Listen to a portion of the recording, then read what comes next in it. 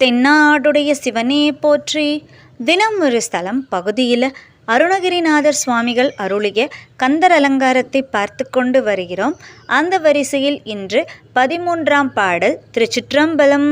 ஒருவரை பங்கில் உடையாள் குமாரனுடை மணிசேர் திருவரை கிண்கிணி ஓசைப்பட திடுக்கிட்டு அரக்கர் வெறுவரத்திக்கு செவிடுபட்டு 8 வெற்பும் கனகப் பருவரை குன்றும் அதிர்ந்தன தேவர் பயம் கெட்டதே.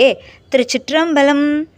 இப்பாடலின் பொருள், தனிப்பெருந்தலைவராகிய சிவபெருமானை தமது வலப்பக்கத்தில் உடையவராகிய உமாதேவியாரது திருப்புதல்வராகிய திருமுருகப் பெருமானின் உடைக்கு மேல் கட்டும் மணிகள் பொருந்திய அழகிய இடையில் விளங்குகின்ற கிண்கிணியின் ஒலிப்பட்ட மாத்திரத்தில் அசுரர்கள் துணுக்குற்று அஞ்சி நடுங்கவும் 8 திசையில் உள்ளவர்களும் செவிடாகவும் குலமலைகள் 8ம் பெரிய பொன்மலையாகிய மேருமலையும் அடிபெயர்ந்து அதிர்ந்து போயின.